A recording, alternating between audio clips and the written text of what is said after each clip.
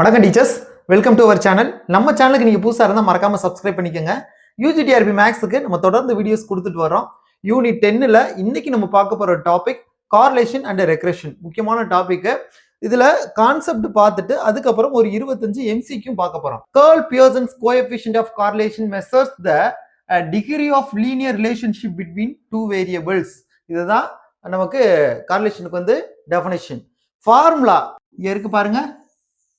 R equal to summation x minus x bar into y minus y bar whole divided by square root of summation x minus x bar whole square summation y minus y bar whole square. ஒன்றும் இல்லை, இது அப்படியே கீழே square போட்டுட்டு root போடணும். ஓகேவா?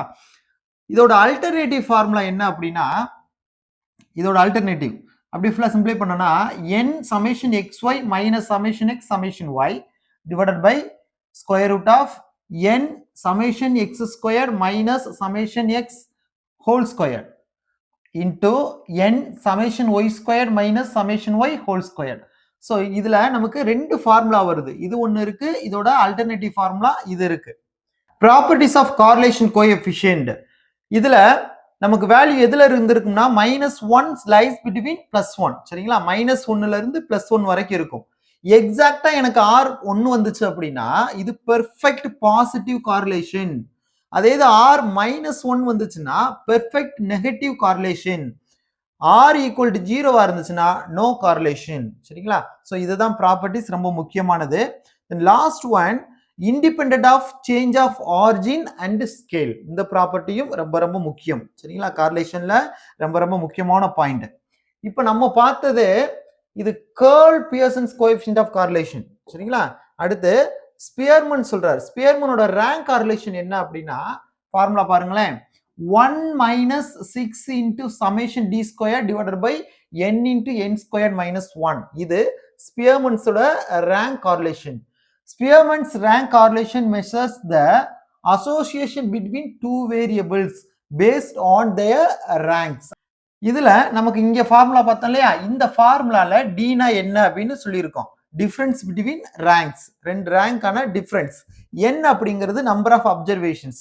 பின்னாடி sums வரும், வருது பார்த்தோம்னா உங்களுக்கு இன்னும் ஈஸியா புரியும்.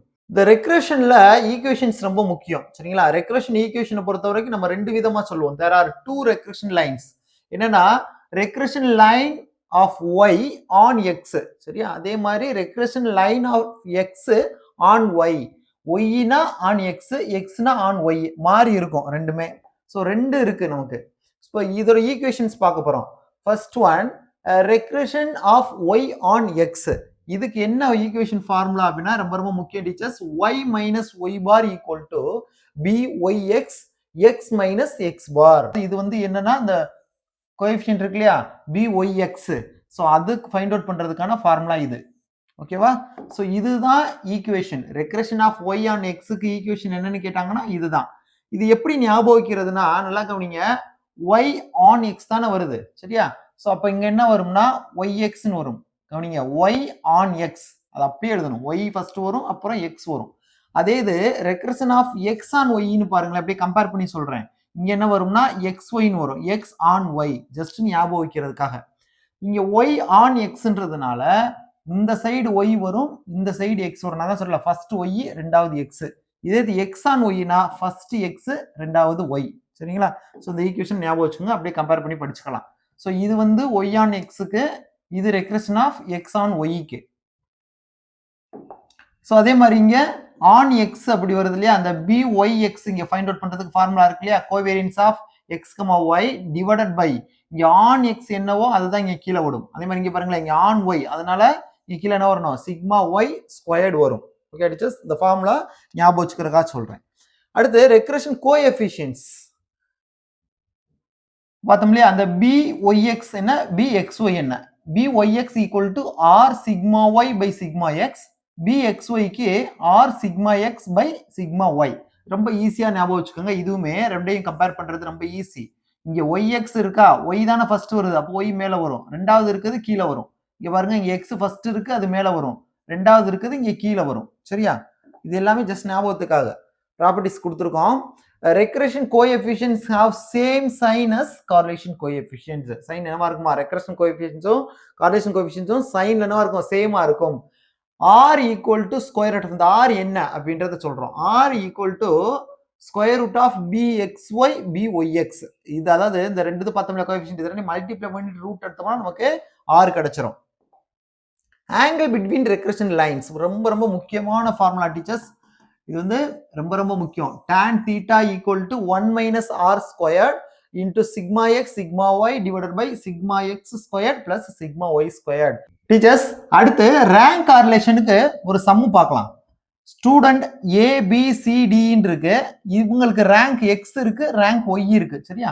கொஸ்டின் இதோட முடிஞ்சிருச்சு. இந்த மூணு இதுதான் கொஸ்டின். இதுக்கு ரேங்க் கார்லேஷன் நம்ம ஃபைண்ட் அவுட் பண்ணணும். ரேங்க் கார்லேஷனுக்கு ஃபார்முலா என்ன அப்படின்னா 1 minus 6 sigma d square divided by n into n squared minus 1. இதுதான் ஃபார்முலா. சரிங்களா? RS ன்னு சொல்லுவோம் ரேங்க் கார்லேஷனுக்கு. இது ஜஸ்ட் நோட்டேஷன். மெயினானது இதுதான். இதை ஞாபகம் வச்சுக்கோங்க. இப்போ எனக்கு டீன்னா என்னன்னு தெரியணும். டி வேணும், அப்புறம் டியை ஸ்கொயர் பண்ணிட்டு சமேஷன் போடணும். ஓகேவா? அப்புறம் n வேணும். இது ரேங்க் எக்ஸ், இது ரேங்க் ஒய். இது ரெண்டுக்கான டிஃபரன்ஸ் கண்டுபிடிங்க. அதான் டி. டினா டிஃபரன்ஸ். இப்போ 1 minus 2 டிஃபரன்ஸ்னா ரெண்டுக்கு மைனஸ் போடுங்க. -1 2 minus 1 1 3 minus 4 -1 4 minus 3 1 5 minus 5 0ன்னு வந்துடும். ஓகேவா?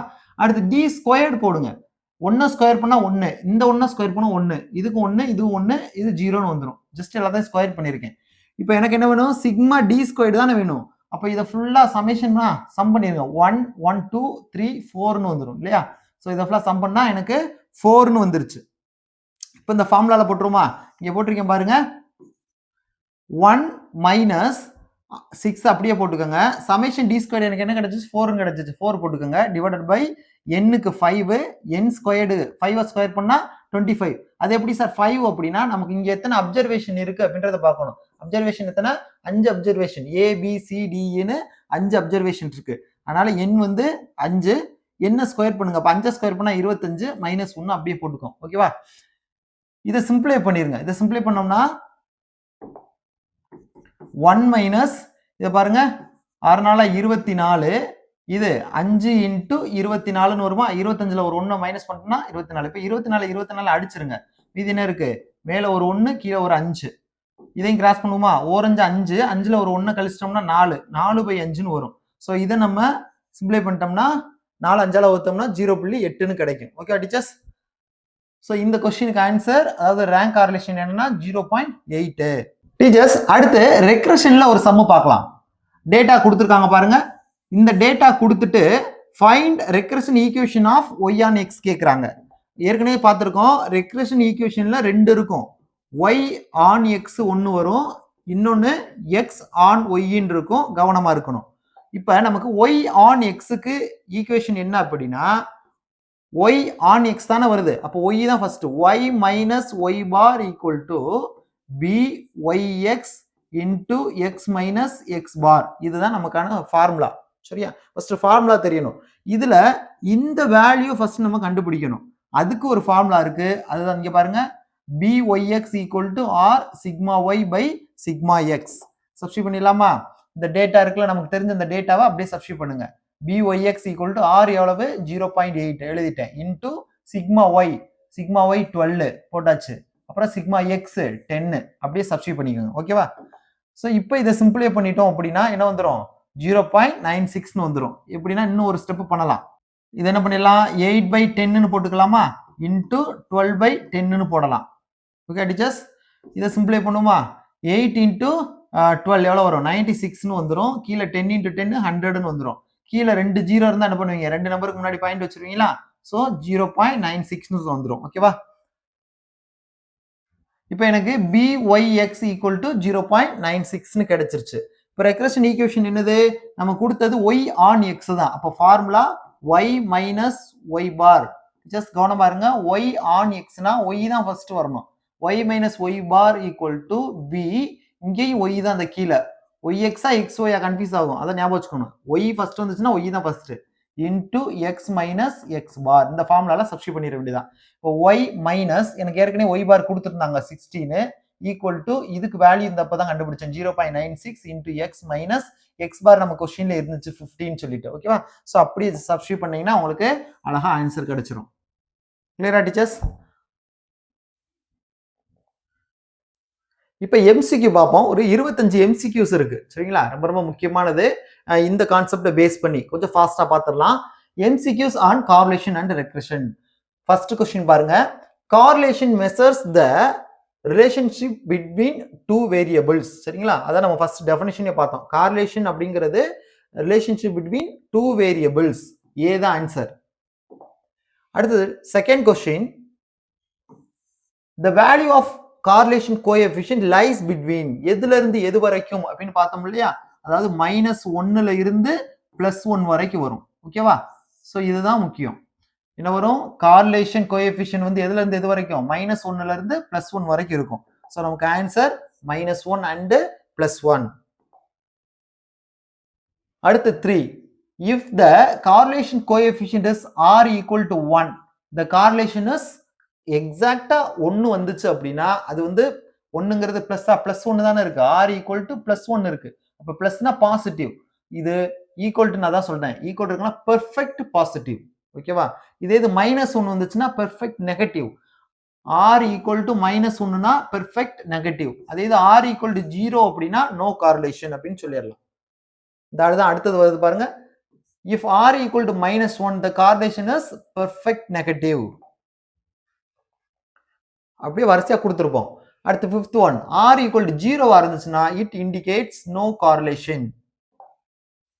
இப்போ formula, the formula for Pearson coefficient of correlation is என்ன ஃபார்முலா? the first one இருக்கு பாருங்க. r equal to summation xy by summation x squared summation y squared. இதுக்கு வந்து ரூட். அடுத்து rank correlation was developed by, rank correlation develop பண்ணது யாரு? So rank correlation was developed by Spearman. அடுத்து 8th one, the formula for Spearman rank correlation is first one A, r equal to 1 minus 6 summation d squared divided by n into n squared minus 1. இப்போ இதுக்கு தான் ஒரு some பார்த்தோம். அடுத்து 9th one, if ranks are identical then Spearman's rank correlation is answer வந்து 1 சரிங்களா. Rank வந்து ஐடென்டிக்கலா இருந்துச்சுன்னா அதாவது ஒரே மாதிரி இருந்துச்சு அப்படின்னா ஸ்பியர்மேன் ரேங்க் கார்லேஷன் என்ன வரும்? 1ன்னு வரும். அடுத்து regression analysis is used to predict one variable from another. ஒன்னுல இருந்து இன்னொன்னு predict பண்றதுக்கு இந்த ரெக்ரெஷன் அனாலிசிஸ் யூஸ் ஆகுது. அடுத்து 11th one, regression lines are used to study எதுக்கு? relationship between variables. 12th one, the regression equation of y on x. நல்லா கவனிங்க, இதுதான் ஃபார்முலா பார்த்தோம். y on x அப்படின்னா இந்த இருக்கும். என்ன கேள்வி கேட்கறாங்களோ அதுதான் வரணும். the regression equation of y on x தானே, y தானே ஃபர்ஸ்ட் வருது. அப்போ y ஃபர்ஸ்ட் வரணும், ஈக்குவல் டு போட்டு இங்கிட்டு x வரணும் ஓகேவா. இப்போ இங்க வந்து ரெண்டு இது போடுவோம். இங்க a பிளஸ் கான்ஸ்டன்ட் போடுவோம், a பிளஸ் bx. இதே இது x on y அப்படின்னு வச்சுக்குவோமே. x on y னா அப்படியே இது மாறிக்கும், இது அப்படியே இடம் மாறிக்கிறோம். x ஃபர்ஸ்ட் வரும், அதுக்கப்புறம் இங்க y வரும் ஓகேங்களா. அவ்வளவுதான், ரொம்ப ஈஸியா முடிஞ்சிடும். அதுதான் அடுத்த கேள்வி. the regression equation of x on y என்ன? இதுக்கும் ஆப்ஷன் A. அடுத்து 14வது, regression coefficients are denoted by எப்படி சொல்றோம்? bxy ன்னு சொல்லுவோம். இது எங்க? இது வந்து x on y க்கு. x on y இருந்துச்சுன்னா இது வரும். அதே இது y on x இருந்துச்சு அப்படின்னா byx வரும் சரிங்களா. அப்ப regression coefficients என்னது? bxy byx. இது வந்து regression coefficients. இதுக்கான ரிலேஷன் என்ன? அடுத்த கேள்வி அதான். the relation between correlation and regression coefficients is answer. இப்ப பார்த்தோம் இல்லையா, அதேதான். அதாவது regression coefficients இருக்குல்ல, bxy byx, இதுக்கு ரூட் போடணும் சரியா. ரெண்டையும் மல்டிப்ளை பண்ணிட்டு ரூட் போட்டோம்னா முடிஞ்சு போச்சு. அதுதான் கார்லேஷன் அண்ட் ரெக்ரெஷன் கோஎஃபிஷியன்ட்கான ரிலேஷன். அடுத்த 16th one, r equal to 0 இருந்துச்சு அப்படின்னா ரெக்ரெஷன் லைன்ஸ் எப்படி இருக்கும்னா பெர்பெண்டிகுலரா இருக்கும் okay teachers. r equal to 0னா ரெக்ரெஷன் லைன் எப்படி இருக்குமா? பெர்பெண்டிகுலரா இருக்குமா. அடுத்து 17, if correlation is perfect the regression lines கோயின்சைடா இருக்கும். சரிங்களா? கார்லேஷன் வந்து பெர்ஃபெக்ட்டா இருந்துச்சுன்னா ரெக்ரெஷன் லைன்ஸ் எப்படி இருக்கும்? கோயின்சைடா இருக்கும். அடுத்தது பாருங்க, regression coefficient depends on scale but not origin. ரொம்ப ரொம்ப முக்கியமானது. இந்த மாதிரி ப்ராப்பர்ட்டிஸ் தான் கேட்பாங்க. சரியா? Scale but not origin. அடுத்த question, correlation coefficient is independent of both origin and scale. 20வது கொஸ்டின் பாருங்க, if bxy equal to 0 then இந்த இடத்துல ஈக்குவல் டு 0 தானே கிடைக்குது நமக்கு. அப்ப இது வந்து r equal to 0. ஈஸியா சொல்லிடலாம். அடுத்து 21, the two regression lines intersect at எங்க அப்படின்னா மீன் வேல்யூஸ்ல இன்டர்செக்ட் பண்ணும். அடுத்த கொஸ்டின் பாருங்க teachers, the product of regression coefficients equals r squared r cube 1 இருக்கு. ஃபர்ஸ்ட் ரெக்ரெஷன் கோஎஃபிஷியன்ட்ஸ் என்னன்னு பார்ப்போம். இப்போ x on y அப்படின்னா ரெக்ரெஷன் கோஎஃபிஷியன்ட்ஸ் என்ன இருக்கு? bxy ன்னு வருமா? x on y, அப்ப x தான் ஃபர்ஸ்ட், xy ன்னு வரும். இது ரெக்ரெஷன் லைன் வந்து y on x அப்படின்னு இருந்ததுன்னா எனக்கு கோஎஃபிஷியன்ட் என்ன கிடைக்கும்னா byx ன்னு கிடைக்கும். ஓகேவா? இங்க ஃபர்ஸ்ட் என்ன வருதோ அதுதான். ஸோ இது ரெண்டும் தான் எனக்கு ரெக்ரெஷன் கோஎஃபிஷியன்ட்ஸ். கொஸ்டின் என்ன கேட்குறாங்கன்னா இது ரெண்டையும் ப்ராடக்ட் பண்ண சொல்றாங்க. bxy into byx equal to what? இதுதான் கேள்வி. ஆரா, ஆர் ஸ்கொயர்டா, ஆர் கியூபா, ஒன்னான்னு கேட்குறாங்க. எனக்கு இதுக்கு ஒரு ஃபார்முலா தெரியும். r equal to square root of bxy into byxன்னு தெரியும் இல்லையா? ஸோ இதுல இருந்து அழகா நான் கொண்டு வந்துடலாம்ல. எனக்கு இந்த உள்ள இருக்கிறது மட்டும்தானே வேணும். சரிதானே? இதானே வேணும். அப்ப இந்த ரூட் வேண்டாம்ல. ரூட் வேண்டாம்னா ஸ்கொயர் பண்ணிருங்க. இங்கிட்டு மட்டும் பண்ணக்கூடாது, இங்கேயும் பண்ணணும். அப்ப ஸ்கொயர் பண்ணா ஸ்கொயர் ரூட்டும் போயிடும். இங்க என்ன வந்துடும்? ஸ்கொயர் வந்துடும். அப்ப ஆர் ஸ்கொயர்டு தான் ஆன்சர். Okay teachers. அடுத்த கொஸ்டின் பாருங்க, rank correlation is used when இங்க டேட்டா ஆர் இன் ரேங்க்ஸ். 24வது கேள்வி பாருங்க, கார்லேஷன் கோஎஃபிஷியன்ட் மெஷர்ஸ். ஆன்சர் வந்து A, degree of relationship. Last question in this video, 25வது கேள்வி, if r is positive the variables move எங்கிட்டுனா சேம் டைரக்ஷன். சரிங்களா? In same direction. r வந்து பாசிட்டிவா இருந்துச்சு அப்படின்னா variables move in same direction. Teachers, ஸ்கிரீன்ல பார்க்கக்கூடிய இந்த மெட்டீரியல் நம்மகிட்ட பிரிண்டட் புக்காவே ரெடியா இருக்கு. இந்த புக் உங்களுக்கு வேணும்னா 9585992871 இந்த நம்பருக்கு வாட்ஸ்அப் பண்ணி நீங்க ஆர்டர் பிளேஸ் பண்ணிக்கலாம். ஓகே டீச்சர்ஸ், அடுத்த வீடியோல சந்திக்கலாம். நன்றி.